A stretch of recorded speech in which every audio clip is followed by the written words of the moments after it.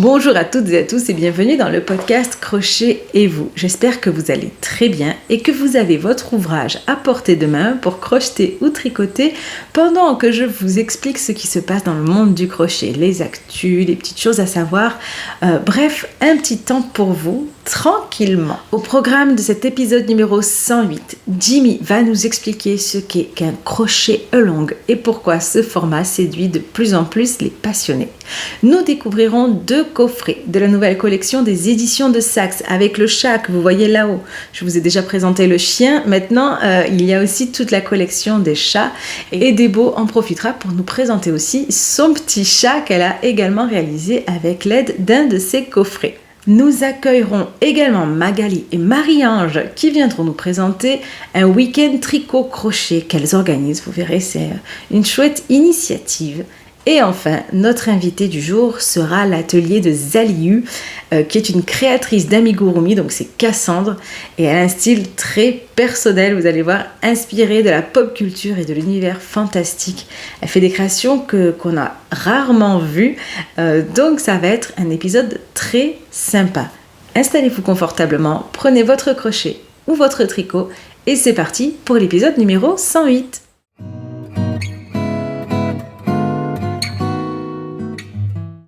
Alors, on va commencer par la venue de Marie-Ange et de Magali qui vont nous parler de ce week-end tricochet qu'elles organisent très bientôt. Je ne vous en dis pas plus et je leur laisse la parole tout de suite pour qu'elles vous expliquent.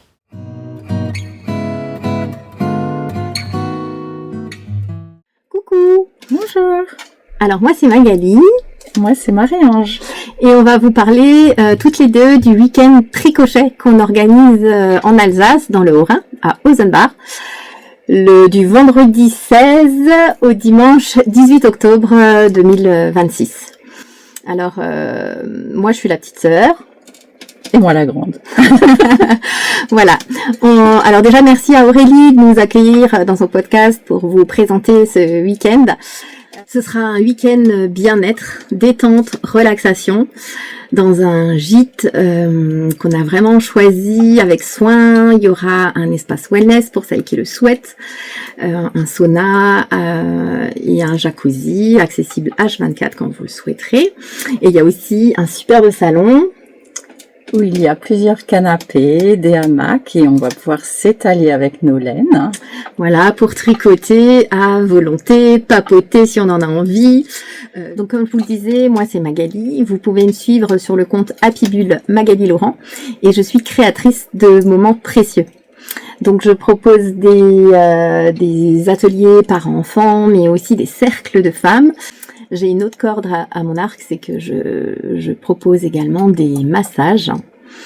Et ce que j'aime beaucoup, c'est allier les ressources, les rituels bien-être et les rituels symboliques pour créer des moments précieux dans notre quotidien. Donc moi je suis artisane verrière, vous pouvez me suivre sur les réseaux sous Atelier Verre et moi comme l'émotion. Je réalise des décorations d'extérieur et d'intérieur ainsi que de l'art de la table selon la technique du fusing et du thermoformage et aussi du filage de verre pour les bijoux, ce qui me permet aussi de faire les contrants et les marqueurs que je peux vous proposer lors des salons laineux. Alors, comment est-ce qu'est né ce week-end tricochet? On est partis en vacances ensemble et j'ai découvert avec elle le monde du tricot et du crochet déjà parce qu'elle tricotait tout le temps dans la voiture, à tout moment elle dégainait son tricot. Puis elle s'est mise à me parler des podcasts, de l'univers du tricot, des salons laineux et je me suis dit waouh, mais en fait c'est un monde parallèle. Et je m'y suis intéressée et puis moi j'avais dans l'idée d'organiser des retraites, des moments bien-être et on s'est dit que finalement on pouvait allier toutes les deux notre passion et nos compétences professionnelles aussi pour imaginer et vous proposer un week-end tricochet du coup. Donc ce qu'on a envie, ce qu'on vous promet avec ces week-ends, c'est un temps précieux de déconnexion, loin du brouhaha du quotidien. Je lis mes petites notes pour ne rien rater. Pour un week-end qu'on s'offre à soi, entre passionnés de la laine, du tricot et du crochet. Et surtout à retenir, Zéro charge mentale. Hein. zéro charge mentale. Pour vous. Nous, on s'occupe de tout. Non, on va vous parler du côté pratico-pratique. Ce sera déjà, dans un premier temps, il y aura uniquement 9 places de disponibles. 9 places de dispo. Avec nous deux, ça fera 11 personnes parce qu'on avait vraiment envie de privilégier le petit groupe pour favoriser les échanges, les partages et que ça reste un petit groupe qui soit confortable pour tout le monde. Le tarif, puisque c'est le nerf de la guerre et que ça intéresse tout le monde, on a essayé de calculer un tarif qui soit juste à 480 € le week-end. Donc, qu'est-ce que ça comprend? Ça comprend évidemment l'hébergement avec les 3 jours et les 2 nuitées, l'ensemble des repas, midi, soir et les petits déjeuners, le massage qui est proposé, la dégustation de fromage, l'accès à l'espace wellness, le jacuzzi, le sauna évidemment, et la préparation et la facilitation du week-end avec également les petites surprises, donc tout est compris. On vous remercie pour votre écoute. Vous pouvez nous retrouver, on a oublié de vous en parler, sur la page Instagram spécialement dédiée à nos week-ends. Ça s'appelle Escapade Tricochet, où vous aurez toutes les infos et toute l'avancée du projet. Et on vous dit au revoir. Au revoir. Et à bientôt. À bientôt. Merci beaucoup à toutes les deux. C'est pas facile de passer derrière la caméra et vous avez fait cet effort pour le podcast, donc c'est très sympa. Ça a l'air super. Un week-end cocooning avec des massages, sauna, hammam, les pelotes, les tricots, les crochets, tout ce qu'on veut. Ça, c'est vraiment un week-end pour nous. Et c'est une très belle idée pour se faire du bien, prendre un petit temps de pause. Donc vous avez toutes les infos. Je vous mets aussi les infos en bas, juste en dessous de la vidéo. Vous pouvez cliquer sur afficher plus d'infos et vous verrez la description avec tous les liens, tout ce qu'il faut pour pouvoir avoir plus d'informations si vous souhaitez vous lancer et participer à ce chouette week-end.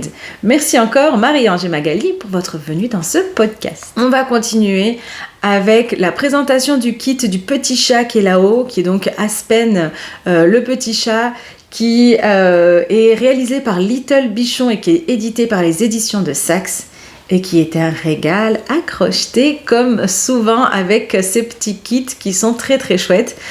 C'est parti, je vous montre ça tout de suite.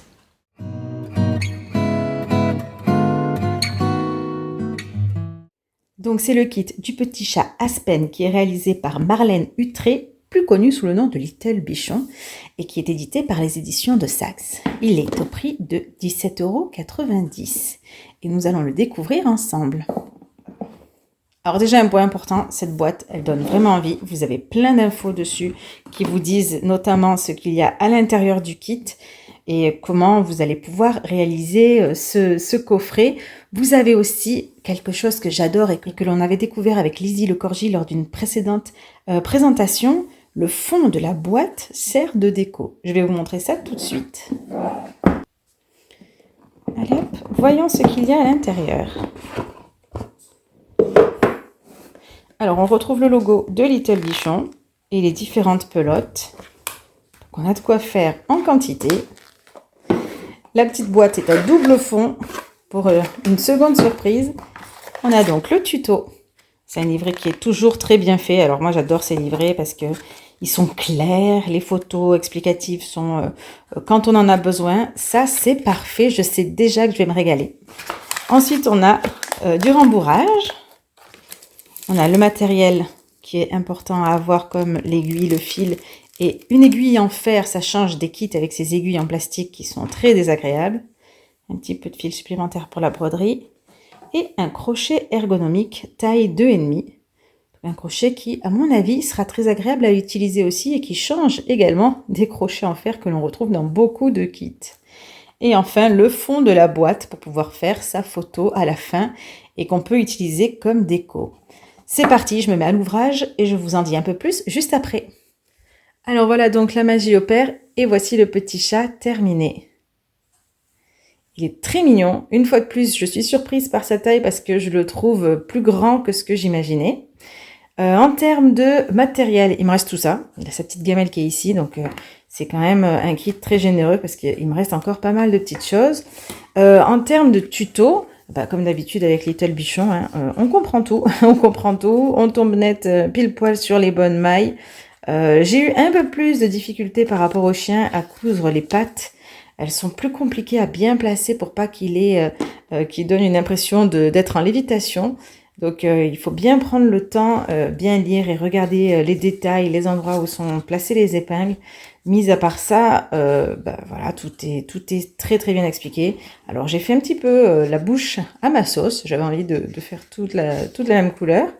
Après c'est ça aussi, le but des tutos. On peut aussi se faire plaisir des fois et l'adapter un peu à sa sauce. Donc voilà, la petite surprise, c'est la couleur. Qui n'est pas la même, qui n'est pas vraiment la même, mais le chat en lui-même est vraiment très très joli et un vrai régal à créer, à crocheter et à découvrir aussi parce que c'est très chouette. Bien sûr qu'on l'a sous les yeux, mais le fait de le voir prendre forme réellement en 3D, c'est quand même autre chose. Donc encore un très joli kit, un très beau tuto de Little Bichon et je ne m'en lasse pas de vous en parler et de vous les présenter tellement c'est agréable à crocheter. Voilà donc pour ce petit kit et comme je le disais, Débo aussi a testé un de ces kits chats, n'est-ce pas Débo? Bonjour à tous, et oui Aurélie, moi aussi j'ai demandé ce joli kit avec un chat mais pas le même que toi. En effet, moi j'ai pris Milo parce que j'adorais sa petite position trop mignonne en mode joueur avec la petite souris. Je trouvais que j'avais jamais vu en fait un chat sur cette position là, donc j'ai craqué et j'aimais bien aussi les couleurs. Par rapport à ce que tu as déjà dit dans ta rubrique, moi aussi le gris du coup est vachement plus foncé finalement que celui de la photo. Donc alors moi j'ai pas fait la petite souris mais comme vous pouvez voir en fait par rapport au kit, du coup c'est plus foncé. Bon, après c'est un petit détail parce que moi aussi j'adore leur format boîte. Alors après les éditions de sac c'est une valeur sûre en termes de qualité et là moi ce côté en plus j'aime bien tout ce qui est on peut recycler, que tout en un, des choses comme ça, et le fait qu'ils aient pensé que le fond de la boîte devient vraiment un objet de décoration, déjà c'est sympa, c'est du jamais vu, et en plus je trouve que on peut réaliser finalement Milo et l'offrir à quelqu'un et que lui il garde la boîte pour faire vraiment une petite décoration. Donc ça c'est super chouette. Alors moi Milo, donc je l'ai fait aussi également. T'as vu comme il est trop mignon. Alors moi je ne conseillerais pas ce modèle là pour les débutants parce qu'il y a pas mal de coutures, il y a la queue, les pattes ici et la tête, et comme vous pouvez voir moi je me suis un peu... Il tourne un peu la tête, finalement. La souris, elle est partie de ce côté. Mais bon, il est quand même trop, trop mignon. Moi, il est destiné à ma fille, du coup. Il est vraiment trop chou de cette manière-là. Vraiment trop mignon. Moi, on dirait qu'il demande un câlin au lieu de la souris. Du coup, voilà. Et donc, c'était mon premier patron de Little Bichon, voilà, que je me trompe pas, qui est vraiment très adoré des communautés crochet, que ouais, j'ai que entendu que du bien sur ses patrons, et en effet c'était un régal. J'ai fait ça en 2 soirées, vraiment j'ai pas galéré du tout. Voilà, c'était facile à lire, bien expliqué, et comme tu dis, beaucoup de photos sur ces patrons de kits, donc vraiment chouette, vraiment trop mignon. Moi, juste la petite remarque, c'était le fil de broderie, comme tu as pu montrer, qui est disponible dans le kit. Il est très très fin, alors limite, du coup, j'avais peut-être pas assez pour faire des plus gros yeux, donc peut-être repasser un peu, où j'aurais pu utiliser le marron finalement, qui était en plus, parce qu'en effet, on est large sur les pelotes. Donc voilà, moi aussi, j'adore leur kit aux éditions de Saxe. Donc félicitations encore pour ces 3 modèles. Maintenant, il y a les chiens et les chats, il n'y a pas de jaloux. Donc voilà, moi aussi, Aurélie, je valide à 100%. Eh ben super Débo, ça m'étonne pas parce que c'est vraiment des kits super bien conçus. Alors vous allez vous dire comme souvent, elles sont très positives et il n'y a pas beaucoup de négatifs. Alors pour être honnête, les kits que l'on trouve moyennement conçus avec des explications impossibles, peu de photos, de mauvaise qualité au niveau des fils, on vous les montre pas en fait. C'est pour ça qu'on est toujours positive. Il y a aussi un tri qui se fait en amont sur les livres, parce qu'il y a certains livres où on se dit bah là, bof, moi ça me plaît pas trop et j'aime pas la façon dont c'est rédigé, tout ça, donc on les montre pas. Les kits qu'on trouve de mauvaise qualité, on les montre pas. Donc forcément, quand on vous montre quelque chose dans le podcast, on est positif parce qu'on l'a choisi et qu'on s'est dit, celui-là, on a envie de le montrer. Et peut-être qu'un jour, on devrait vous montrer un kit qui nous a pas plu pour donner tous les côtés négatifs en disant là, non, n'y allez pas. Mais c'est vrai que ces kits-là de Little Bichon des éditions de Saxe sont vraiment de très très bonne qualité et on est très contente quand on les reçoit. C'est comme des petits cadeaux de Noël parce qu'on sait qu'on va se régaler et ça, c'est pas toujours gagné quand même avec les kits crochets. Donc voilà pour la réalisation de ces petits kits chats. N'hésitez pas à nous dire en commentaire si vous aussi vous avez réalisé un chat ou un chien de la collection de Little Bichon qui vient d'ailleurs de sortir un livre si je ne dis pas de bêtises et que vous pouvez retrouver dans le podcast. Alors pas le livre mais Little Bichon. Elle a toute son interview dans l'épisode numéro 104. Donc si vous avez envie d'en savoir un peu plus sur cette créatrice, n'hésitez pas à aller jeter un petit coup d'œil. On va continuer avec Jimmy qui nous parle de crochet E-long. Alors c'est vrai qu'on en entend pas mal parler, mais peut-être que ça ne vous dit rien du tout. Il va donc éclairer votre lanterne avec sa rubrique.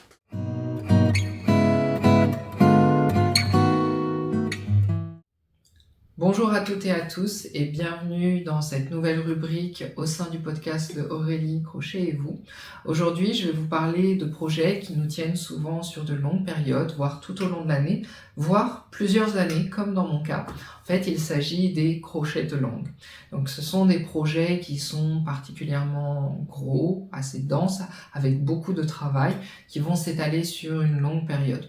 Souvent, ces projets, ils sont associés à des grandes couvertures, des grandes écharpes, où en fait, les designers vont proposer ce projet sur une période définie et inviter toute leur communauté à suivre la création de ce projet tous ensemble, à la réaliser et à justement poser des questions, interagir les uns avec les autres pour permettre justement à chacun d'avancer à son rythme, plus ou moins, et aussi de pouvoir interagir et de discuter justement sur la réalisation de ce projet et de pouvoir justement avancer plus facilement tous ensemble. Donc moi, dans mon cas, je vais vous présenter un projet que j'ai commencé il y a de cela 2 ans bientôt. D'ici la fin de l'année, ça sera 2 ans. Donc on est en milieu de l'été, donc j'ai peut-être encore le temps de le réaliser. Normalement oui, parce qu'en fait ce projet, il s'agit du Festival of Light Blanket. Donc vous pouvez le voir en photo ici.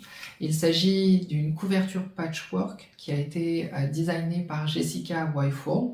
J'espère que je ne me trompe pas sur la prononciation, mais en fait, ce projet, il a été développé et designé par elle en souvenir du festival des montgolfières à Albuquerque. J'imagine que vous avez déjà dû voir passer, notamment sur les écrans Windows, cette photo où on voit énormément de montgolfières dans le ciel avec des montagnes assez arides tout autour. En fait, il s'agit de ce festival et c'était un événement pour elle qui comptait et elle a voulu le retranscrire dans ce plaid patchwork. Et donc, elle a créé avec Répius ce projet de crochet along sur une période de 8 semaines. Donc, potentiellement, avant la fin de ces 2 ans, je pourrais terminer ce projet. Malheureusement, j'ai, comme beaucoup de gens, beaucoup de projets en cours et je ne suis pas sûre de le finir à temps.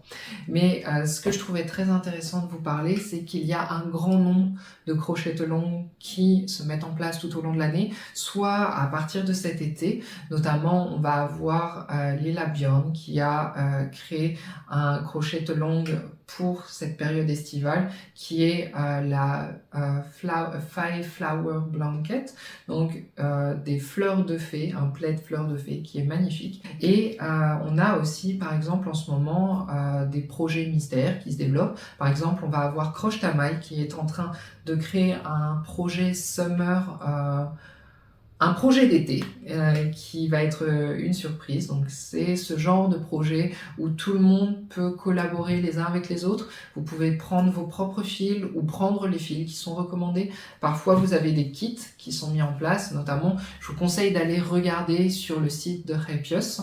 Vous avez tout un onglet avec un grand nombre de projets qui s'étalent sur plusieurs semaines et que vous pouvez suivre justement et les réaliser, et en plus vous avez accès à leur laine. Donc pour ce qui est de ce projet, comme vous pouvez le voir, la boîte est particulièrement massive. Donc je vais vous le montrer, pas de jugement, je ne l'ai pas encore fini et je suis très loin de l'avoir fini, mais c'était un projet qui me tentait depuis très longtemps. Et ce que j'aime beaucoup avec ce genre de projet, c'est que du fait qu'ils soient très grands, ils sont très personnalisables.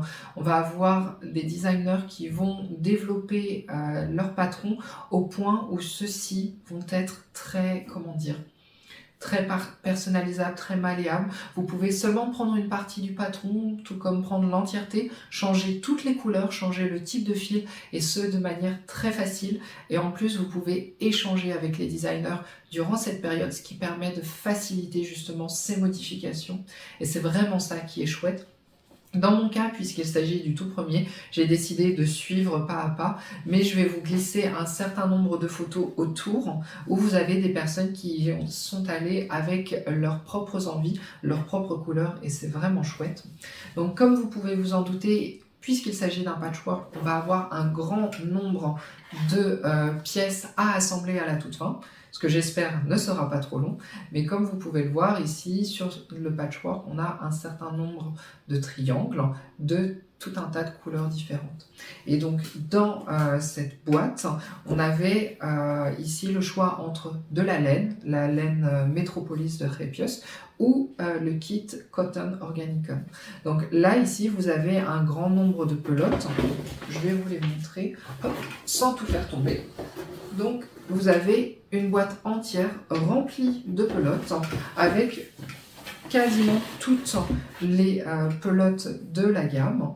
Et donc, vous avez, enfin quasiment toutes, il en reste encore de nombreuses, mais comme ça, vous avez vraiment la possibilité de laisser faire votre inspiration sur la mise en place des couleurs, notamment pour ce projet et souvent pour les crochettes longues.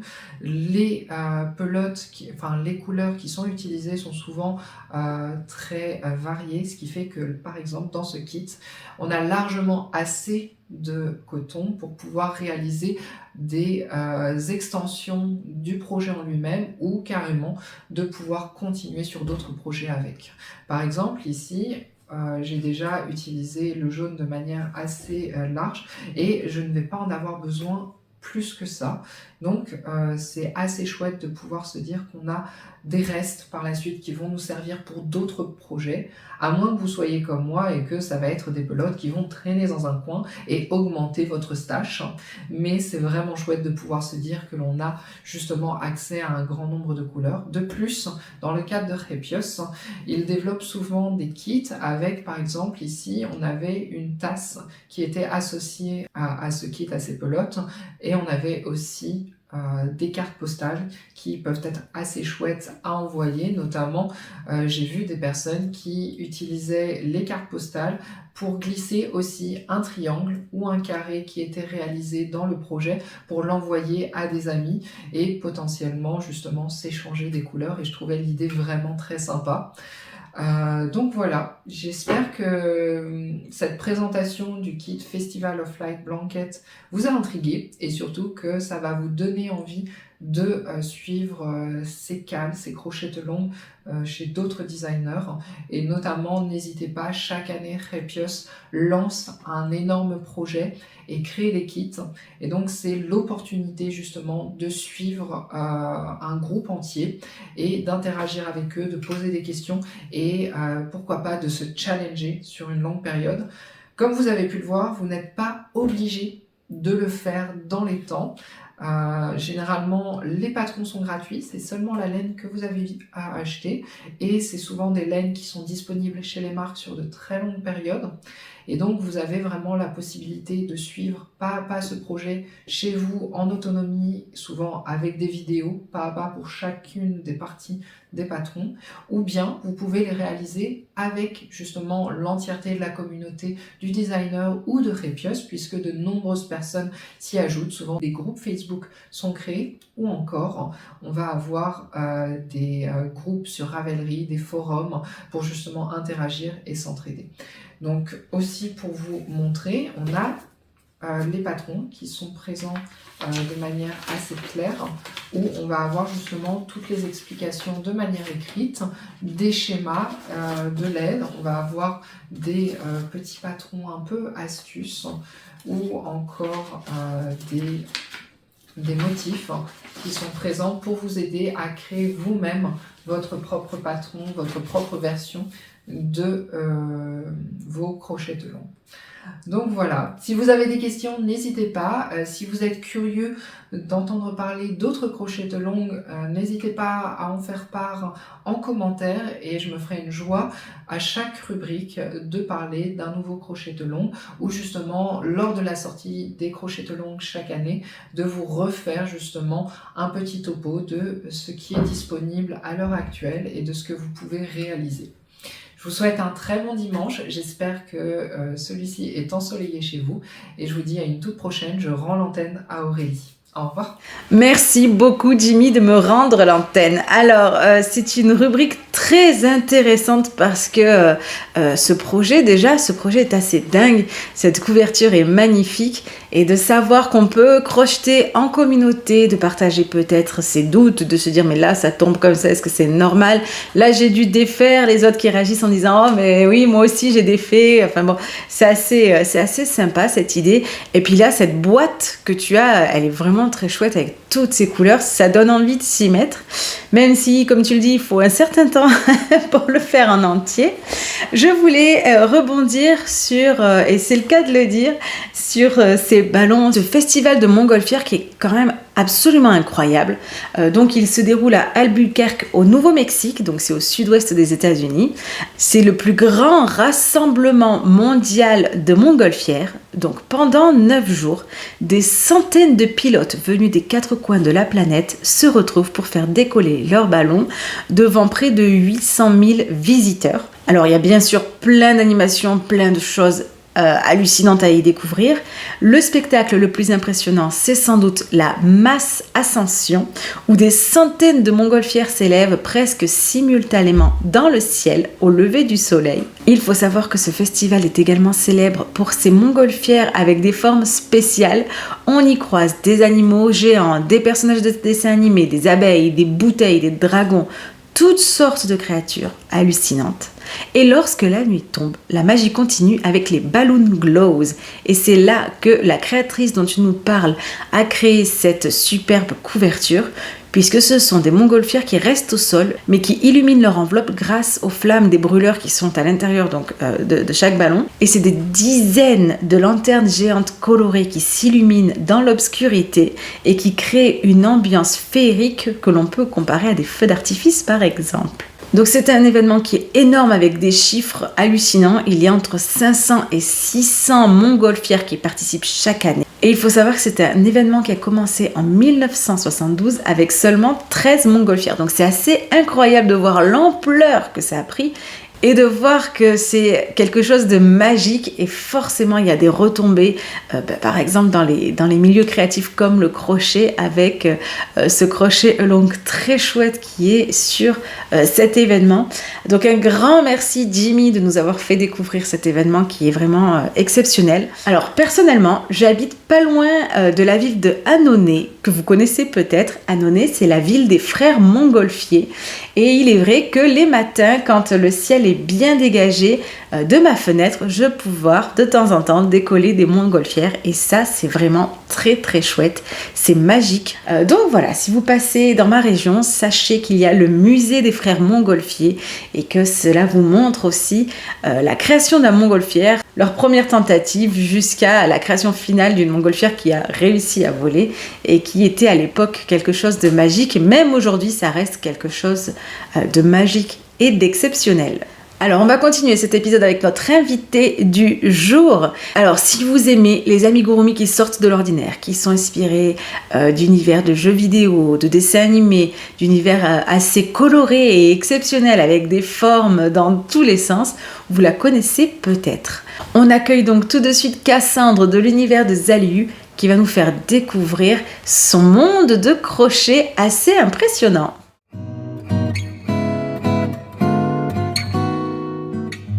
Bonjour Cassandre et bienvenue dans le podcast Crochet et vous. Nous sommes ravis de t'accueillir aujourd'hui.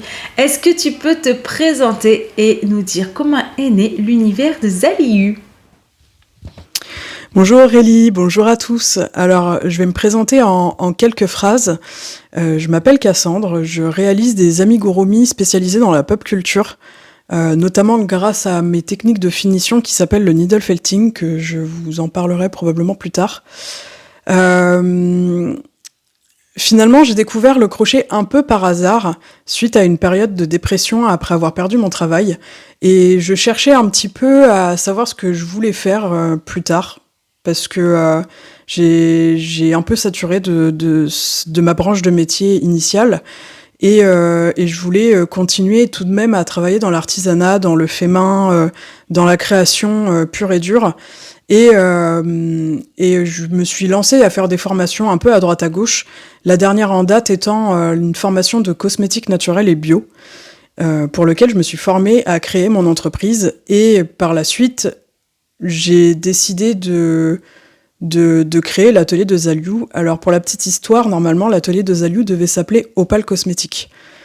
Opal Cosmétique, pour la cosmétique évidemment, mais étant donné que je suis quelqu'un qui touche un peu à tout et qui aime beaucoup créer des nouvelles choses, je me suis plutôt orientée vers l'atelier de Zaliu parce que c'était un peu plus large et ça me permettait justement de pouvoir exploiter un petit peu toutes les activités que j'avais envie de mettre en place finalement.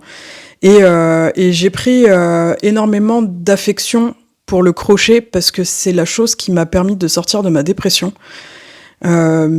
Finalement, l'apprentissage a été assez rapide de mon côté parce que j'ai eu tendance à m'enfermer fortement là-dedans, et ça m'a permis vraiment de me focus sur quelque chose qui me passionnait vraiment et qui me donnait vraiment envie de faire quelque chose, quoi. Comme j'étais dans une phase qui était un peu compliquée, le fait de devoir me concentrer sur quelque chose de vraiment très précis, ça m'a permis de me sortir un petit peu la tête de l'eau finalement. Et j'ai vraiment pris les choses à cœur, de fait de devoir de fabriquer des choses à la main, quoi, concrètement.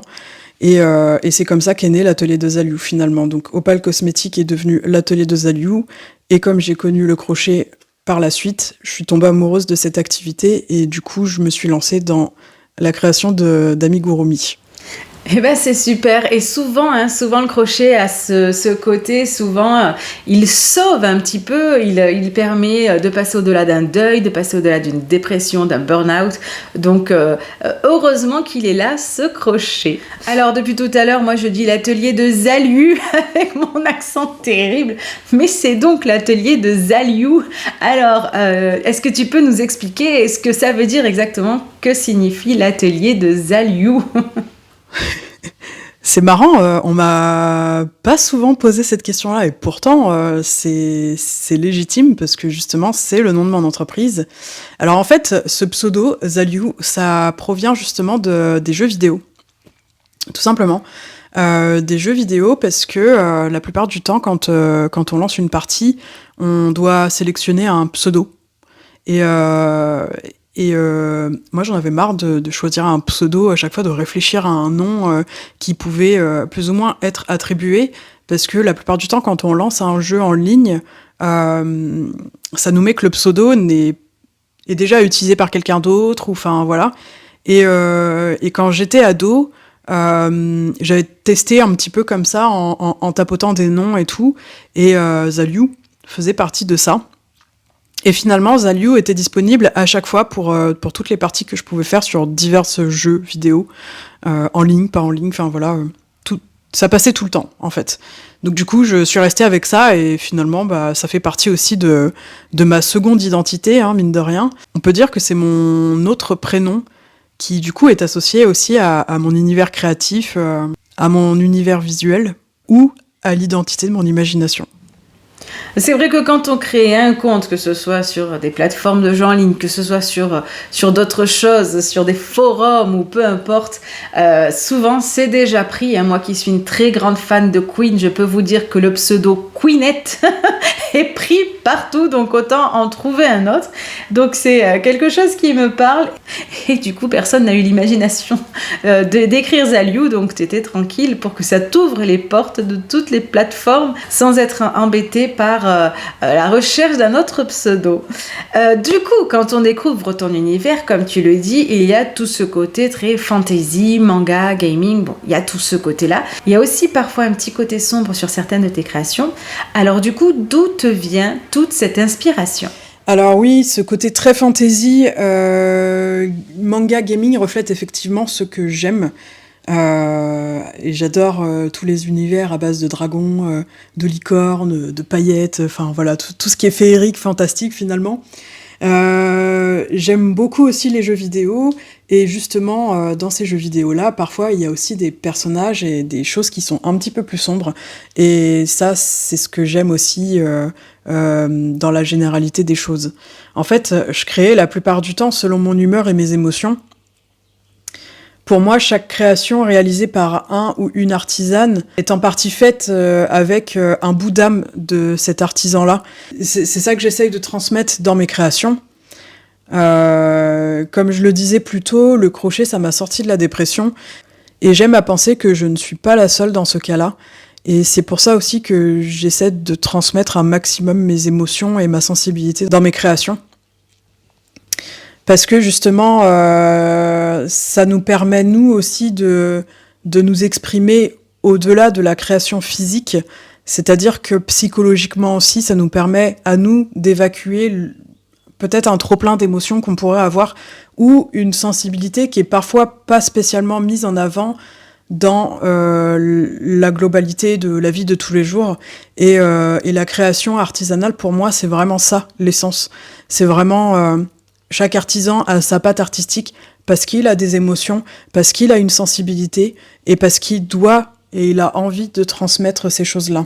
D'où parfois aussi le côté un peu plus sombre de certaines créations, parce que j'ai parfois moi aussi des coups de blues, j'ai parfois des petits moments de déprime aussi, bien souvent c'est lié à la saison, s'il n'y a pas assez de soleil, ou parce que X ou Y problème de la vie faisant que, et j'ai toujours un petit côté un peu plus tristoun, et c'est pour ça aussi que je réalise parfois des créations un peu plus sombres, parce que ça reflète aussi mon état d'esprit du moment, et pour moi c'est hyper important justement de transmettre ces émotions-là qui sont parfois jugées comme négatives, alors que pour moi elles le sont pas du tout. Parce que justement pour moi, l'ombre n'existe pas sans lumière, et c'est un beau mélange à avoir entre le côté un peu paillette, hyper coloré que je pourrais avoir dans mes créations, mais aussi le côté sombre qui permet de finalement un peu revenir sur terre et avoir une base un peu plus cohérente avec le quotidien de plusieurs personnes, notamment le mien, notamment celui de plusieurs autres artisans aussi. Je me sens complète comme ça. Je me sens complète de devoir exprimer ma sensibilité, mes émotions, mon côté très peps, fantastique, détaillé, avec beaucoup de sensibilité, et aussi le côté un peu plus sombre qui, moi, du coup, me permet vraiment d'être complète à 100% dans ma réalisation et dans mes créations que je peux apporter à plusieurs personnes. Enfin, voilà. Donc, pour moi, finalement, le crochet, c'est un peu comme une séance de psy, en s'exprimant à travers la création plutôt que de s'exprimer à travers des mots. Eh bien, c'est très joliment dit, et je pense que c'est tout à fait ça. Le côté créatif, je pense, permet d'extérioriser ce qu'on a à l'intérieur, ce qu'on garde à l'intérieur. Il est parfois compliqué de s'exprimer et de dire ce qu'on pense, de le sortir, non pas parce qu'on ne veut pas, mais parce qu'on n'y arrive pas, parce que ça sort pas. Et prendre son crochet, prendre son pinceau, prendre son crayon, ça peut aider à se sentir mieux. Quand tu dis « je me sens complète », je pense que c'est ça. Je pense que c'est le fait de se dire « voilà, là, je me sens pas bien, je vais créer quelque chose, choses et je me sentirais peut-être plus libre, je me serais déchargée d'un fardeau, d'une pensée, ou au contraire, on peut avoir des moments de joie intense et créer quelque chose d'hyper coloré, d'hyper joyeux parce qu'on veut exprimer à tout le monde notre joie et c'est tout à fait ça. Tu parles, tu communiques avec ton crochet et c'est très intéressant et je pense que beaucoup d'auditeurs et d'auditrices vont se retrouver dans ton discours.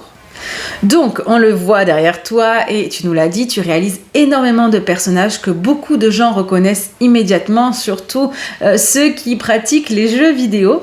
Est-ce que tu choisis justement tes créations selon tes propres passions, selon ce que toi tu aimes comme jeu vidéo ou selon ce que la communauté te demande ? C'est vrai que je réalise beaucoup de personnages connus. Et en réalité, je suis ravie qu'on les reconnaisse du premier coup d'œil parce que ça veut dire qu'au moins, ils sont bien réalisés. Et que c'est assez ressemblant, finalement, et plutôt réaliste, en même temps. Alors oui, je crée d'abord parce que j'aime ces personnages, et ça fait partie de mes passions, mais je réalise parfois des demandes de ma communauté aussi, pour pouvoir élargir un peu plus ma palette, finalement, de choses qui m'intéressent.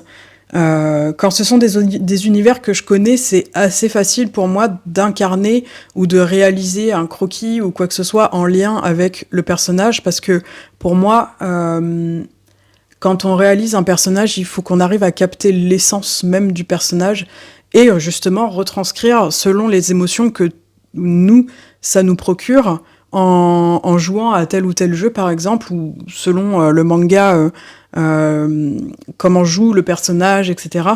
Et j'essaye de capter justement l'essence de ces personnages-là afin de retransmettre pas spécialement l'exactitude, mais au moins ce que moi je perçois de ce personnage-là, comment je le ressens et comment je le trouve pour essayer justement de faire en sorte que ça soit le plus ressemblant possible sans pour autant faire une copie conforme de ce personnage-là à titrement parler, quoi.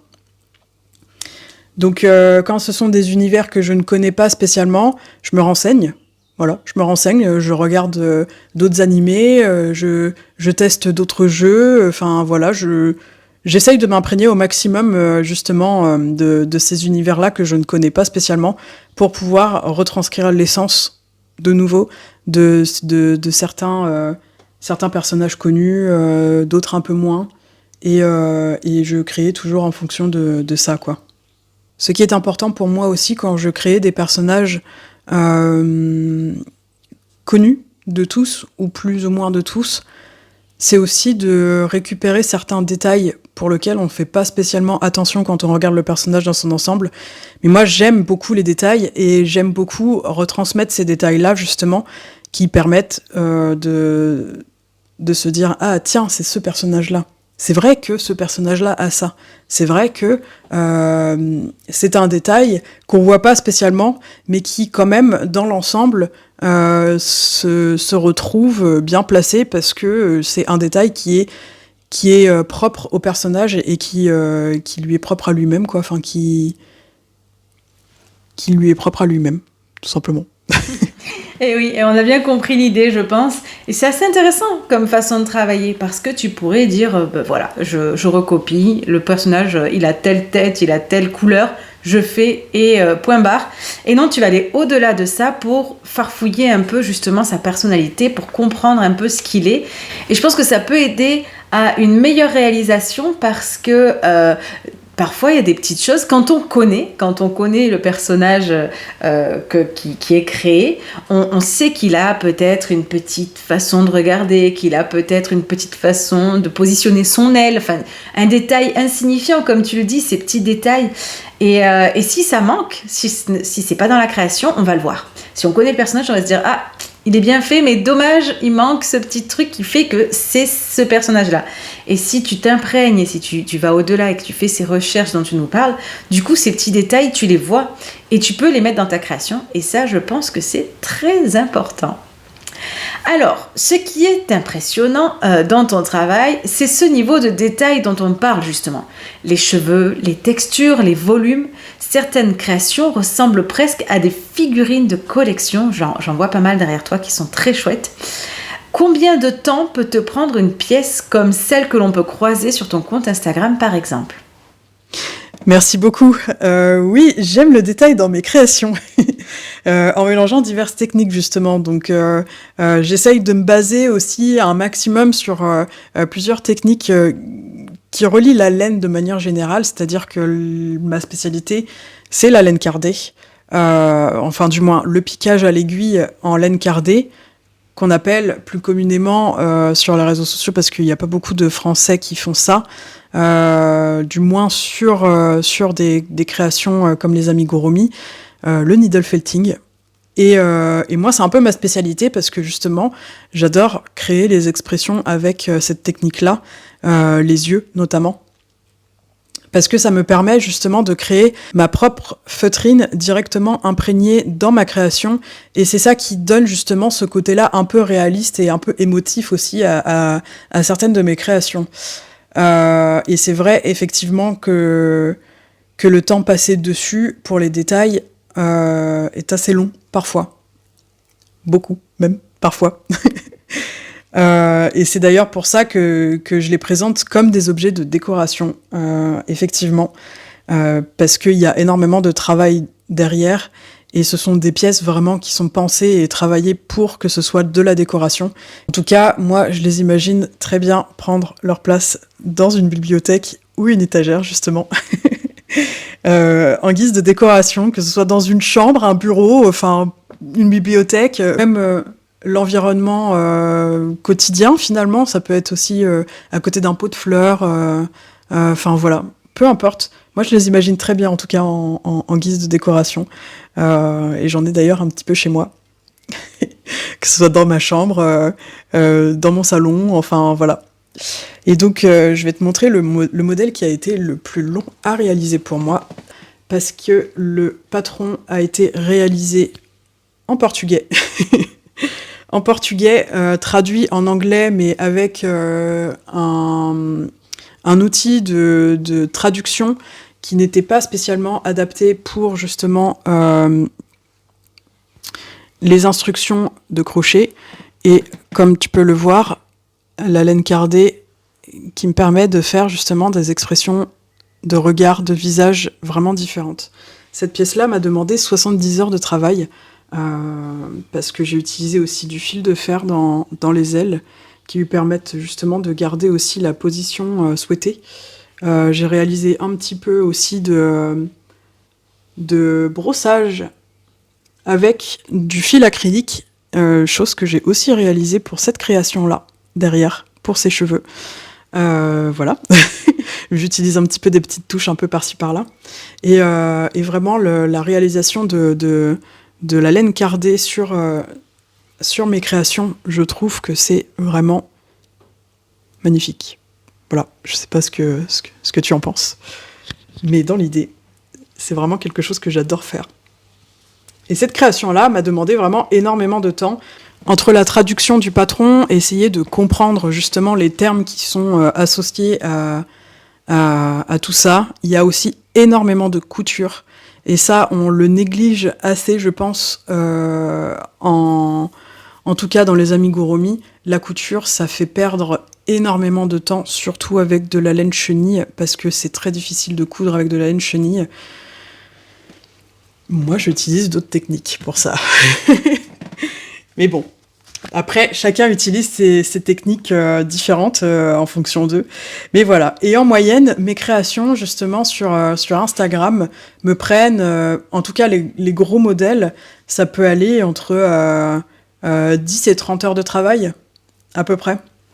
Bon alors déjà, ce que j'en pense, je trouve que c'est superbe. Je trouve qu'il y a un détail qu'on n'arrive pas à avoir avec notre petit fil à broder habituellement. Ce travail de laine cardée, ça rend vraiment très très bien et très expressif au niveau du regard. Le côté aussi fil de fer dans les ailes, on s'en doutait un peu en voyant la tenue de ton amigurumi. Forcément, ça permet aussi de pouvoir jouer avec les ailes, de pouvoir les placer comme on le souhaite, comme tu le dis. Ce travail de couture au fil chenille, je n'ose même pas imaginer. Moi qui ai déjà beaucoup de mal avec ce fil, parce que c'est pas trop mon truc, coudre avec, c'est pas évident du tout. Et puis pour finir, Se lancer dans un patron portugais traduit en anglais, c'est quelque chose aussi parce que déjà les patrons français traduits en anglais ou anglais traduits en français, c'est pas joyeux. Mais alors là, passer du portugais à l'anglais, ça peut être aussi assez folklore. Donc un grand bravo à toi pour cette réalisation qui est vraiment superbe. 70 heures, c'est énorme, mais le résultat valait le coup. Donc un grand bravo. Alors tout à l'heure, tu disais que tu faisais aussi des croquis pour te lancer dans tes créations. Alors du coup, est-ce que tu dessines, tu construis tous tes patrons toi-même ou est-ce qu'il y a aussi une part d'improvisation pendant ta création? Est-ce que tu te dis juste, ben voilà, je prends mon crochet, je lance le truc et on verra bien ce que ça donne? Alors, la plupart des patrons que j'utilise ne sont pas de moi. Mais je mets un point d'honneur à chaque fois à taguer justement les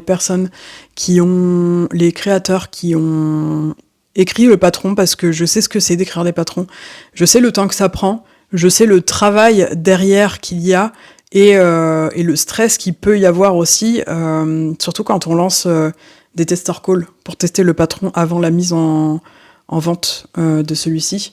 Et c'est vrai que c'est beaucoup de travail, beaucoup d'investissement, beaucoup de stress. Et pour moi, il est primordial déjà d'acheter directement les patrons aux créateurs et de les taguer évidemment à chaque fois qu'on utilise sa base de patron, parce qu'on peut toujours plus ou moins modifier en fonction de ce qu'on a aussi appris comme technique pour pouvoir améliorer certaines parties. Et ça, c'est quelque chose que je fais beaucoup. C'est-à-dire que je prends... déjà, je sélectionne les patrons minutieusement parce que j'adore le travail très développé, on va dire, avec beaucoup de détails. Et j'ai toujours tendance à rajouter un petit peu ma patte avec certaines techniques ou même juste, par exemple, en faisant du piquage à l'aiguille en laine cardée pour pouvoir faire mes yeux ou certains détails du corps sur des créations. Et tout ça déjà faisant que j'avais aussi besoin, moi, d'écrire certaines créations, certains patrons pour des créations, parce que je ne trouvais pas ce que je voulais sur les réseaux sociaux ou sur les sites qui proposaient justement des ventes de patrons. Et je me suis dit que c'était peut-être le moment pour moi de me lancer à écrire des patrons. Et j'aime beaucoup écrire les patrons. C'est beaucoup de stress, mais c'est très gratifiant aussi derrière de voir qu'il y a beaucoup de personnes qui soutiennent aussi le projet et qui soutiennent aussi ma manière d'écrire les patrons, parce que je suis quelqu'un qui développe énormément l'apprentissage, que ce soit pour des techniques qui n'ont pas spécialement besoin d'être utilisées dans la création de mon patron pour réaliser cette créature-là, mais qui permettent en tout cas d'améliorer sa manière de faire. En fait, dans mes patrons, au-delà du fait de juste citer des instructions pour pouvoir réaliser la création, j'explique en plus certaines parties en faisant parfois des vidéos que je mets en lien directement dans le patron, ou même des parties vraiment astuces que je mets dans mes patrons pour expliquer comment faire certains types de finitions, comment avoir telle ou telle chose finalement pour avoir tel rendu, comment on fait, pourquoi. Et j'explique aussi pourquoi et comment ça fonctionne. En fait, j'explique tout un mécanisme derrière de pourquoi quand on fait ça comme ça, et ben ça fonctionne. Et pourquoi quand on fait ça comme ça ne fonctionne pas. Et en fait, c'est ça que je fais en plus dans la réalisation de mes patrons, c'est que je donne vraiment tous mes tips. Et à chaque patron que je sors, j'essaye justement de m'améliorer et de donner d'autres tips qui peuvent être intéressants aussi, à la fois pour développer ses compétences dans le crochet, mais aussi pour se sentir valorisé, parce que ce sont des patrons qui demandent quand même un peu de niveau d'expérience dans le crochet. Je dirais plutôt un niveau avancé. Et pour le coup, des personnes qui débutaient le crochet ont réussi à réaliser les créations qui sont issues de mes patrons, justement. Enfin, en tout cas, les créations que j'ai rédigées dans un patron. Et c'est hyper gratifiant de voir que les explications sont suffisamment claires aussi pour pouvoir toucher un peu tous les niveaux de crocheteurs. Et moi, ça me touche énormément. Moi, mon but quand même, quand je réalise des patrons comme ça, c'est que les gens, quand ils finissent la création, se disent « Ah ouais, c'était un challenge, mais je suis content, j'y suis arrivé, quoi. » J'y suis arrivée, j'ai appris des trucs hyper intéressants, c'est trop bien, quoi. Et moi, j'ai envie que les gens, ils ressentent ce truc-là de « Oh waouh, je suis fière de moi, quoi. » Et c'est exactement ce qui, pour l'instant, je croise les doigts, se passe avec mes patrons. En tout cas, des retours que j'ai eus, ça se passe plutôt comme ça. Donc, je suis vraiment très, très contente de ce début de création de patron. Et j'ai hâte d'en faire d'autres. Et ça m'étonne pas parce que si tes patrons ont ce côté un petit peu de leçon, on va dire entre guillemets, d'expliquer, ben voilà, j'ai choisi de piquer de telle façon parce que sinon ça fera ça ou ça, forcément les débutants, du coup comprennent, donc ils peuvent accéder à un niveau au-delà, et les moins débutants, peut-être aussi qu'ils comprennent des astuces, des techniques qu'ils faisaient même sans comprendre le sens, et forcément ça aide. Donc voilà, il faudrait que tu te lances dans un livre de leçons de crochet, ce serait pas mal du tout. Alors le crochet a longtemps eu cette image traditionnelle, vieillotte, napperon, granny, etc. Et je pense que grâce à des créatrices et des créateurs comme toi, ça dépoussière un petit peu de créer des figurines un peu plus geek, un peu plus fantasy, de la pop culture comme tu disais. Est-ce que tu sens que le regard sur le crochet est en train d'évoluer quand tu vois tout ça ? C'est vrai que le crochet, avant l'existence des amigurumi, j'associais ça plutôt à des napperons, finalement. Chose qui, je pense, à l'époque de nos parents, peut-être un peu plus loin, étaient des techniques qui étaient apprises à l'école. Et aujourd'hui, on n'a plus ce truc-là, justement, d'apprendre des choses à la main à l'école. En tout cas, moi, j'ai pas eu spécialement ça. C'était vraiment des organismes externes qui me permettaient justement de développer un petit peu ce côté-là artistique que j'ai pu avoir dans mon enfance. Mais c'est vrai qu'à l'époque, enfin du moins, moi j'associais ça vraiment à des napperons ou vraiment de la dentelle très fine, quoi.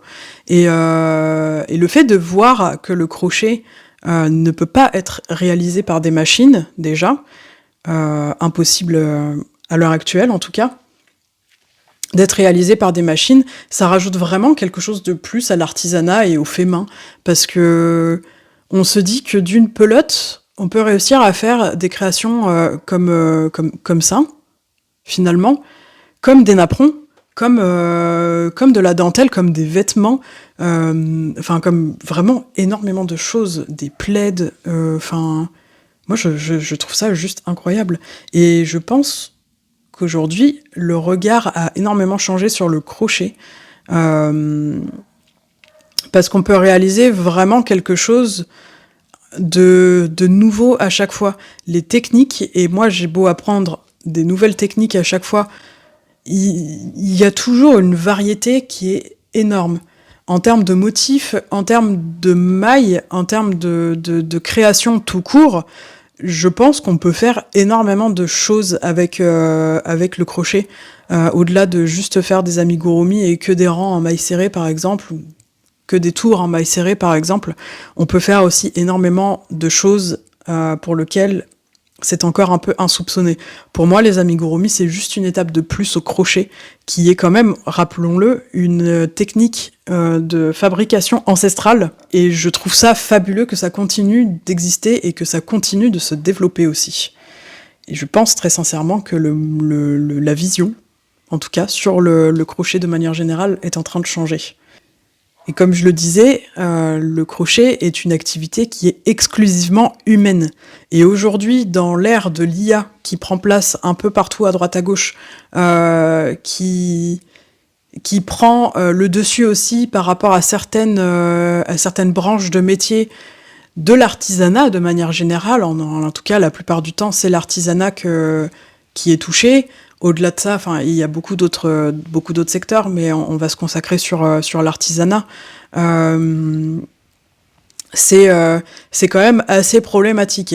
Et aujourd'hui, le problème des créateurs d'amigurumi qui proposent des patrons, justement, avec l'IA, c'est que y a beaucoup de personnes un peu malveillantes en fond qui utilisent l'IA pour pouvoir créer des patrons d'amigurumi et même des images générées directement avec l'IA qui ne correspondent absolument pas du tout à ce que nous, humains, on peut faire avec nos mains. Et c'est hyper trompeur parce que aujourd'hui, l'IA commence vraiment à être très précis aussi dans sa manière de montrer les choses et d'expliquer les choses. Pour autant, je continue à croire que écrire un patron en IA, mis à part le fait de réaliser des choses qui sont extrêmement simples, comme des formes simples, au-delà de ça, ça ne sert à rien, vraiment. Je sais, et j'ai testé moi de mon côté, je cautionne absolument pas, et je pense que notre cerveau est quand même l'outil le plus puissant là-dedans, avec nos mains, justement, pour créer juste ces univers-là, ces choses-là qu'on aimerait mettre en avant avec le crochet, qui, je le rappelle, est une technique ancestrale qui continue d'exister aujourd'hui, par le fait aussi que ce soit uniquement par des actes humains, de la création humaine à la main, qui ne peut pas être reproduit par machine. Pourquoi une IA y arriverait ? Enfin, du moins, si aucune machine n'est capable de fabriquer une création au crochet, pourquoi demander à l'IA de faire quelque chose ? Il n'y a pas les codes pour ça, en fait. Donc voilà, c'était mon petit point un peu IA. Mais le crochet, il est parfait pour ça, pour moi. Pour le développement de la création, ça permet vraiment d'évoluer justement le regard sur le crochet de divers aspects plutôt positifs, je dirais, parce que c'est vraiment un art qui reste exclusivement manuel, quoi. Oui, et ça, c'est vraiment le gros point positif, on va dire, du crochet, c'est un art manuel. Alors, c'est vrai, j'entends ce que tu dis sur l'IA, et vous êtes nombreux et nombreuses à être parfois paniqués par cette IA qui s'attaque au monde du crochet. J'ai une vision un peu rassurante, on va dire. L'IA, en termes de public, c'est nouveau. C'est quand même quelque chose d'assez dingue, qui est nouveau, que tout le monde, plus ou moins que beaucoup, commence à utiliser. Forcément, l'humain est à un côté malveillant, donc il a très vite fait de dire à une IA fais-moi un écureuil en crochet et fais-moi le tuto, paf, je le mets sur Etsy, j'en vends 50, je suis ravie, et c'est du faux. À mon humble avis, ce n'est qu'une période. C'est maintenant, c'est nouveau, on le tente. D'ici quelques temps, ça ne marchera plus parce qu'on sait, crocheteurs, crocheteuses, passionnés, débutants même, on en parle beaucoup, on dénonce beaucoup, on en a parlé dans le podcast, on voit des articles publiés. On sait que c'est bidon en fait, parce que l'IA, aussi évoluée soit-elle sur certains sujets, ne l'est pas en termes de crochet. Alors bien entendu, si vous êtes bloqué sur un carré qui gondole et que vous lui dites mon carré gondole, pourquoi, l'IA peut vous répondre, est-ce que tu as bien 4 coins, est-ce que tu as bien fait tes augmentations ? Ce côté technique, elle l'a. De là à réaliser un tuto complet, aujourd'hui elle ne l'a pas et très probablement elle ne l'aura jamais. C'est trop complexe. Comme tu le dis, notre cerveau est très évolué là-dessus. Il y a aussi un côté déplacement dans l'espace. Un amigurumi, c'est quand même un objet en 3D que l'IA n'a pas. Et personnellement, ce n'est que mon humble avis, elle n'est pas prête de nous prendre le crochet. Bien au contraire, même les robots qui arrivent ne sont pas prêts de crocheter à notre place. C'est encore très loin du compte. Et on est aussi dans une période où le fait main est très important et où on va le mettre en avant. Et peut-être que d'ici quelques mois, on verra sur certains tutos fait main pour qu'on puisse se différencier de ces IA et ça va vite retourner à la normale. Ça, c'est mon avis rassurant, je pense. D'un autre côté, c'est aussi quelque part assez intéressant de voir que l'IA s'attaque au crochet. Ça veut dire qu'on a vraiment le vent en poupe, que le crochet est assez à la mode, assez d'actualité pour que même les nouvelles technologies mettent le nez dedans. Donc ça, c'est assez positif pour nous dans le sens où ça dépoussière aussi cet art puisque la dernière technologie sortie veut s'y mettre. Donc voilà. Mais j'aurais personnellement un côté plutôt positif en me disant c'est nouveau, j'imagine comme quand Internet est sorti, il y a eu plein de choses qui se sont passées qui aujourd'hui ne sont plus d'actualité parce que c'était nouveau et qu'on voulait tout essayer dans tous les sens. Donc je ne me fais quand même pas trop de soucis pour le crochet.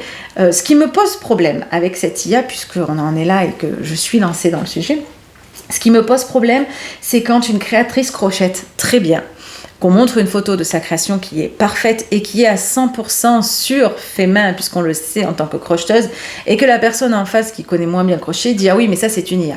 Ça me dérange. Parce que maintenant, quand on va avoir un très bon niveau de crochet sur des photos, comme tu le dis, on ne voit presque plus que c'est de l'IA sur certaines images. Je trouve ça très dommage de réduire un travail détaillé, un travail exceptionnel, au rang de « Ah oui, mais ça doit être une IA, c'est trop bien fait ». Eh bien non, certaines de nos créations ne sont pas des IA non plus, ce ne sont pas générées par des IA quand elles sont très bien réalisées. Et ça me dérange parce qu'on va passer aussi par une phase… on ne sait plus ce qui est humain ou IA, donc on va dire que tout est l'IA, comme ça, c'est bon. Et non, on a des créatrices qui font des produits exceptionnels et qui sont bien humains. Donc il faut prendre le temps de regarder, de chercher et essayer de faire confiance aux humains en se disant on va bien contrer cet outil qui peut être très pratique, que je peux utiliser parfois moi aussi pour corriger mes textes, pour réaliser les descriptions de mes vidéos YouTube, mais je pense que ça durera pas et que le crochet reste une affaire d'humain. Donc voilà aussi mon petit mot là-dessus. Alors, sur ton site internet, tu expliques que tu as toujours aimé fabriquer des choses faites main. Est-ce que tu as toujours eu ce côté créatif, même en étant enfant ? Alors oui, depuis toute petite, j'adore créer des choses de mes mains. J'ai toujours eu ce côté minutieux, parfois un peu perfectionniste, qui me mettait un peu des bâtons dans les roues. Le côté perfectionniste, je pense qu'on est beaucoup à le connaître. Et je suis aussi très patiente dans tout ce que je fais. Mes parents ont vite compris que j'avais une soif d'apprendre et de tester des nouvelles choses à chaque fois. Et j'ai eu la chance d'avoir des parents justement qui m'ont poussé là-dedans et qui m'ont toujours laissé libre de faire mes recherches moi-même, d'aller fouiner un peu à droite à gauche, de tester des nouvelles choses. Ils m'ont jamais empêché de développer ma créativité. Et rien que pour ça, d'ailleurs, je les remercie énormément. Parce que grâce à eux, j'ai pu faire jusqu'à maintenant toute ma vie de travail, du moins, dans la fabrication de choses à la main, dans tous mes domaines de métiers confondus. J'ai toujours fait de l'artisanat, et ça, c'est vraiment quelque chose qui me tenait vraiment à cœur de réaliser ma vie autour de ça, finalement, parce que c'est quelque chose que j'affectionne depuis vraiment toute petite. Et j'ai testé énormément de choses. J'ai testé des bijoux, en perles de cristal, j'ai testé des choses un peu plus basiques de style pâte Fimo, Scooby-Doo, de la peinture, de l'argile. Enfin voilà, j'ai testé plus ou moins plusieurs choses. Et pour moi, tout ce qui est activité manuelle, c'est vraiment quelque chose de vital. C'est sans ce côté de fabrication à la main, je me sens pas entière en fait. Et j'ai déjà fait le test pendant plusieurs années de ne rien faire avec mes mains. Et j'étais pas bien. Voilà, tout simplement, j'étais pas bien. Donc j'ai vraiment besoin de ce truc-là de fabriquer des choses, d'utiliser mes mains, pour vraiment fabriquer, confectionner et vraiment et voilà, fabriquer en fait tout simplement. Laisser libre mon imagination. C'est d'ailleurs pour ça que j'en ai fait mon métier passion, parce que j'ai bien envie d'en vivre, j'ai bien envie de m'épanouir là-dedans, et j'ai bien envie de montrer aussi que un métier, c'est pas spécialement chiant, c'est aussi un métier qui nous passionne et qui nous donne envie de se lever le matin pour pouvoir faire justement ces activités-là, quoi. Moi, ce qui m'intéresse le plus là-dedans, c'est vraiment d'être heureuse dans mes projets, de développer des nouvelles créations et de me former tous les jours. Moi, ce qui m'intéresse vraiment, c'est la formation tous les jours, d'apprendre toujours, encore et encore, Parce que pour moi, on n'a jamais fini d'apprendre, quoi. On n'a jamais fini d'apprendre quoi que ce soit. Il y a toujours matière à s'améliorer. Il y a toujours matière à apprendre des nouvelles choses. Et le jour où on arrêtera d'apprendre des nouvelles choses, c'est que là, pour moi, il y a un problème, quoi. Parce que, ou alors il faut changer de branche et aller vraiment vers d'autres créations qui nous limitent pas, quoi. Mais dans l'idée, pour moi, il y a toujours il y a toujours des choses à apprendre et j'ai envie de ce truc-là de repousser mes limites encore et encore, quoi. Et je pense que c'est comme ça qu'on évolue. C'est comme ça qu'on s'améliore, justement. C'est toujours en apprenant, en se formant et en allant plus loin. Alors, derrière un univers aussi travaillé, comme tu le dis, les détails, les recherches, il doit aussi y avoir beaucoup d'essais et du coup, parfois, beaucoup de ratés peut-être. Est-ce qu'il y a une création qui t'a particulièrement donné du fil à retordre ? Oh oui, il y a vraiment beaucoup d'essais et beaucoup de ratés aussi. Alors, Aurélie, je vais te montrer une création qui m'a pris énormément de temps, beaucoup d'heures de travail. Une création qui m'a rendue folle, mais folle. Beaucoup d'arrachage de cheveux aussi, parce que j'en avais plus que ça avant. Cette création n'est rien d'autre que ma toute première réalisation. Je voulais la montrer parce que c'est vrai que j'ai commencé du coup le crochet il y a un peu moins de 3 ans. Et on en est là, finalement. On en est là, on est sur la première réalisation que j'ai pu faire, qui m'a pris du coup énormément de temps parce que, évidemment, je ne connaissais pas le crochet avant. J'ai vraiment appris à tenir le crochet il y a moins de 3 ans, donc en fin juillet 2023, pour être précise. C'était la première fois que je tenais un crochet, que je découvrais aussi les amigurumis, que je découvrais les matériaux, que je découvrais vraiment tout. J'avais jamais lu de patron avant non plus, j'avais jamais regardé de vidéo avant, et du coup j'ai commencé par ça, parce que j'aime bien la difficulté dès le début. Je me suis pas dit « Ah non, je vais juste faire des mailles en l'air » ou juste m'entraîner à faire des mailles comme ça, un peu aléatoires. Non, voilà. Ça m'a pris vraiment beaucoup de temps. Mais ça m'a permis de voir aussi que j'étais capable de suivre un tutoriel vidéo sans me laisser partir finalement et vraiment être focus à 100% sur ce type de vidéo.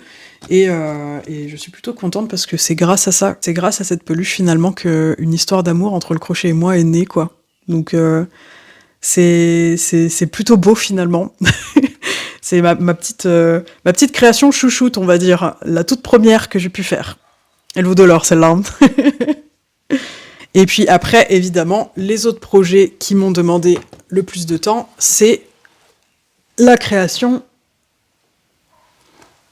de mes personnages, où j'ai écrit le patron, évidemment. Parce que les patrons, ça demande vraiment énormément de temps de travail. Pour ce modèle-là, j'ai passé 33 jours précisément pour écrire le patron, le modéliser et le confectionner 2 fois, parce que du coup je fais toujours un premier prototype au début et après je finalise finalement tous les détails, tout ce qui va pas. Je refais la création et je modifie tout ce qui ne me convient pas pour pouvoir avoir un rendu qui est un peu plus travaillé que ce que je pouvais avoir justement lors du premier prototype. C'est les créations qui m'ont pris le plus de temps, avec celle qui est ici aussi, celle-ci, où il y a tout plein de petits détails partout. Donc voilà, ce sont les modèles qui m'ont pris énormément de temps de travail. Et pareil, il faut compter 1 mois et demi d'écriture de patron, quoi, finalement. Donc c'est vraiment des créations qui m'ont pris énormément de temps, où c'était difficile parce que tout est réalisé de A à Z, que ce soit la création du patron au design du modèle, finalement, même s'il y a une base qui est déjà existante pour ces modèles-ci.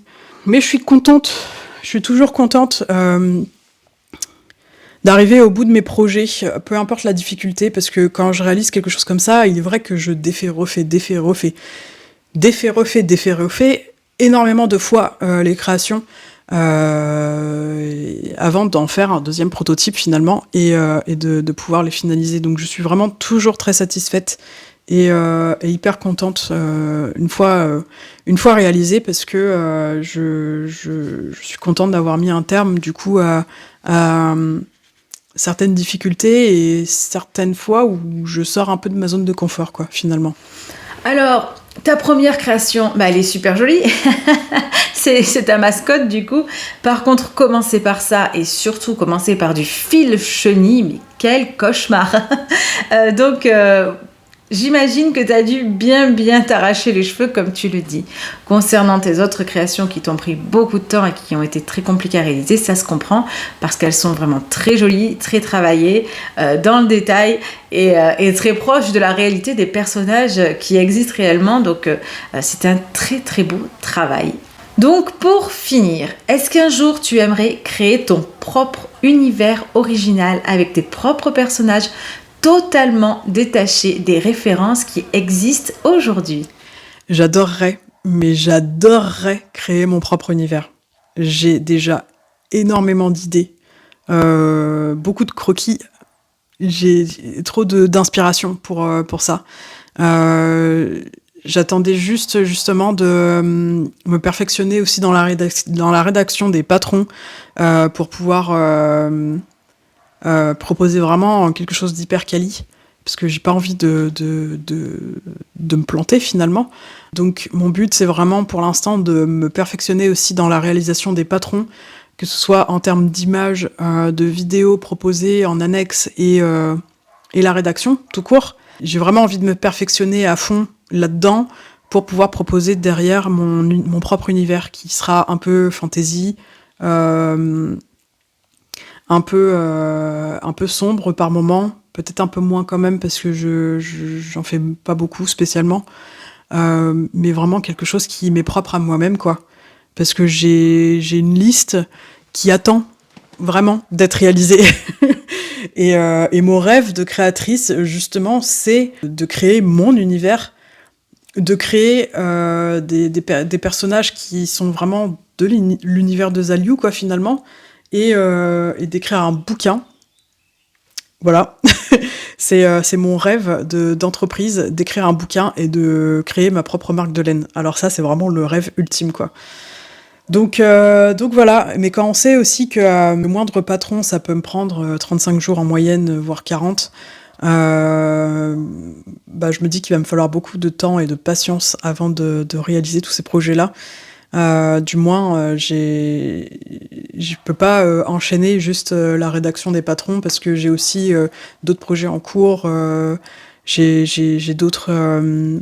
d'autres activités du moins qui sont tout aussi intéressantes pour mon entreprise et voilà. Mais dans l'idée, ouais, c'est quelque chose que j'aimerais énormément, avoir vraiment mon univers à moi, l'univers de Zaliu, quoi. Eh bien, je pense qu'il faut te lancer. Tes créations sont très jolies, ton univers est très joli aussi, très coloré.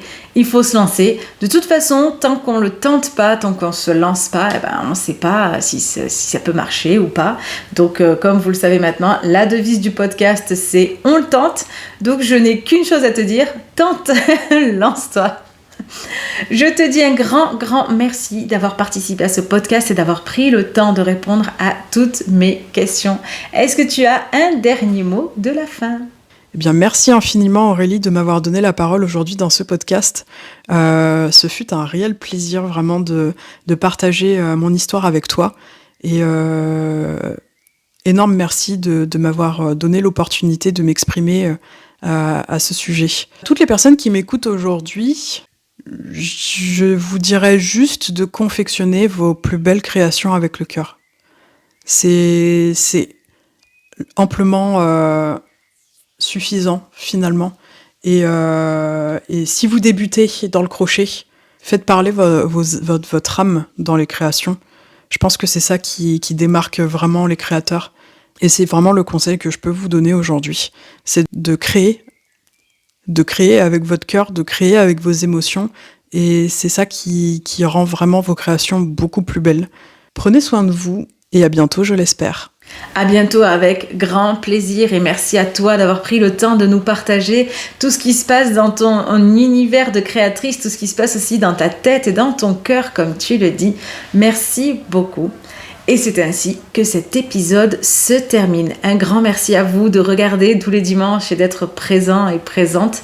Merci aussi pour vos abonnements. Abonnez-vous, c'est très bien. Commentez. Je réponds à tous les commentaires, même si parfois ils sont un petit peu plus râleurs que d'autres. Pas de problème, je vous réponds et je suis toujours contente d'avoir vos retours. Même les retours moins positifs sont très sympas parce que ça nous fait évoluer, ça nous fait réfléchir sur la tournure que prend ce podcast. Donc n'hésitez pas à commenter, dites-nous ce que vous en pensez. Et je vous retrouve donc la semaine prochaine. On vous retrouve avec la petite équipe du podcast dimanche prochain pour découvrir d'autres univers, découvrir un nouvel invité. Je vous dis à très bientôt et en attendant, bon crochet!